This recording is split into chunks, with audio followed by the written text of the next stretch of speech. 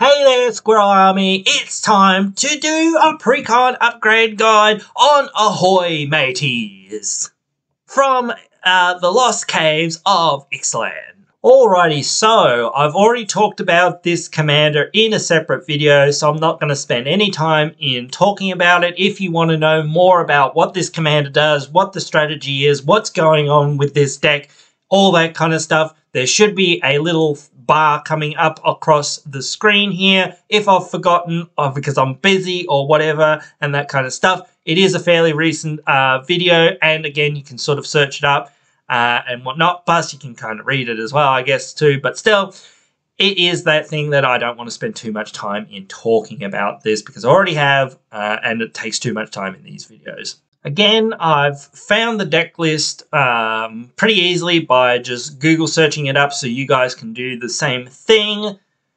and find the base list for yourself to work with when you get along to wanting to upgrade this list, because it is easier to know kind of like what's in the deck and what you're taking out and kind of why.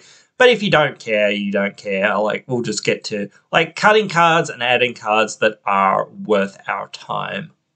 You can join the Squirrel Army by subscribing. Alrighty, so after a bit of work, I've finished the list up. And again, as always, if you guys aren't super interested in the explanations and all of that chitter-chatter that we do here, apparently, go find the deck list down there in the comments, and you can do what you will with it, copy-paste, make your own adjustments. Obviously, this isn't a CDH or very powerful deck because obviously, again, I think CDH and higher people or higher power people sort of know what they're doing.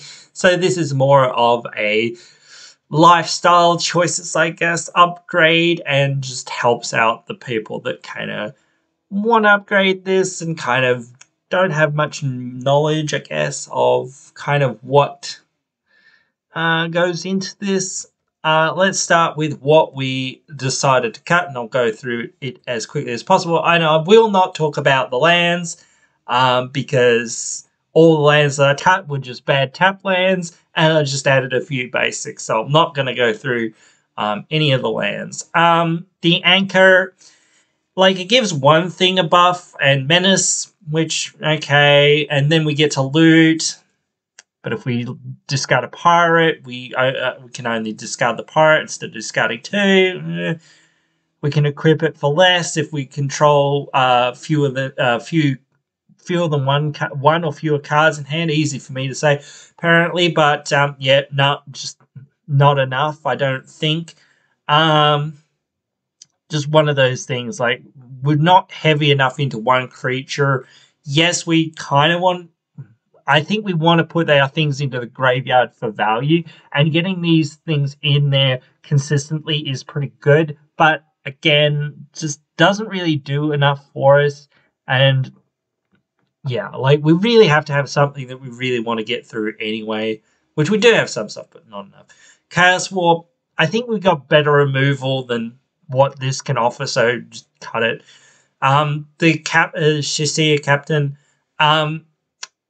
like, making a treasure for 3 mana isn't that amazing, and it's only once per one off use. And then pirates getting a buff, we can get much better buffs from other things, and we can get more effects from other things, so just no. The Negotiator, like, it doesn't have evasion, and we don't have nearly enough ways to give our stuff evasion, so I just don't think it's worth the time to kind of keep.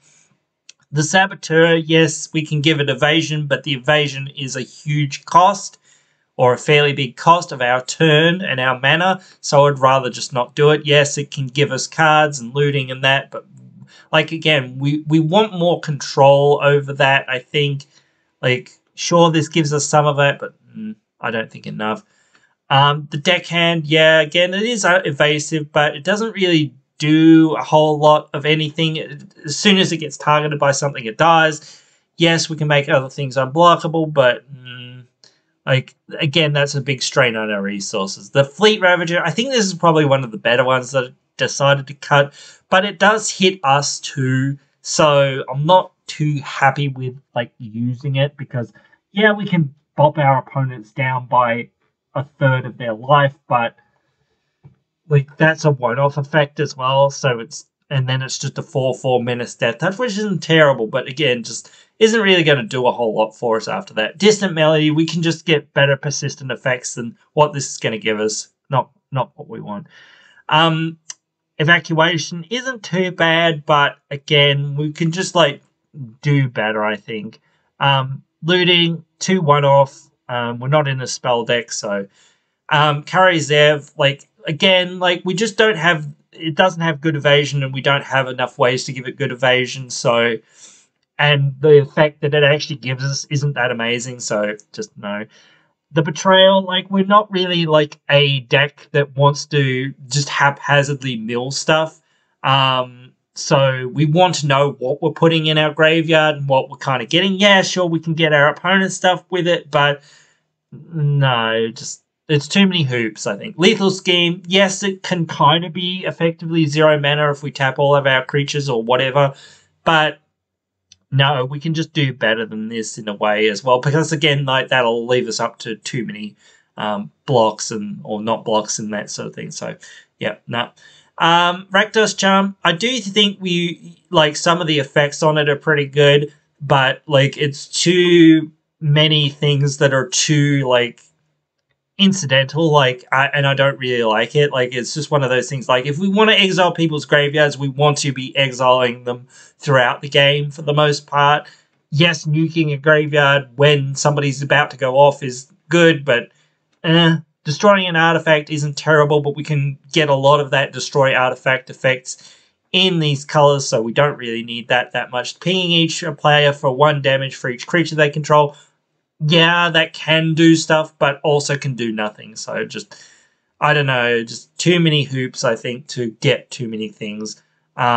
Windfall, each player, you know, discarding the hand and drawing the highest number isn't terrible, but again, just one-off effects aren't really going to cut it. Starting in stuff that we added, Emberwild Captain, it's a pirate, which works with our theme, gives us the Monarch, which isn't an amazing source of card draw, but it is some source of card draw. Also, it deters people from attacking us by making people take damage equal to the number of cards in their hand. So that's pretty good. So, Kindred Discovery, Pirates, we choose that, and then we draw cards for whenever we play a pirate or whenever we attack with a pirate. That's pretty darn good. Reconnaissance Mission, when our pirates hit, we draw cards. We can also cycle it away to draw a card. That's all right. I'm not really going to talk about the removal that I added, except for, I think, one thing that I added here, because it was all pretty good and obvious. But Set the Parasite is pretty good, because we choose a type, pirates, and then we return everything that's not a pirate to their owner's hands, which is really, really good. So yeah, like that's really good. A burn spell that I like is Forerunner of the Coalition. Yeah, tutors a pirate up, whatever, that's irrelevant, blah blah blah. That's fine. But whenever a pirate enters the battlefield, we deal a damage to, or we make each opponent lose a life, which is really good. We're like an aggro deck for the most part, and stealing our opponent's stuff as well, kind of. So just having another way to access like win conditions or a win condition is really, really good. The Singer, Flying and Vigilance isn't bad, but when we tap our creatures to convoke it in, it puts a flying counter on each creature that convoked it in. So that's pretty good. Gives some of our stuff evasion, which is all right. Helps us out in certain circumstances. Affection to the Lich-Jar is just amazing in any tribal deck, pretty much. So just getting that token copy of any creature is really, really useful. I didn't really touch too much into the ramp, but I did add a Felwar Stone, and I did add into their Relic of Sauron, because I think that's pretty darn decent. It's not the best, but it adds 2 mana of any of our commander's colors. Then we can pay 3 mana, draw 2 cards, then discard a card. So that's That's alright. Not too bad. So that is pretty much it for this one. You guys can always let me know what you think. Write your thoughts down there in the comments below. Hope you guys have enjoyed. Hope you guys will join me again in another one.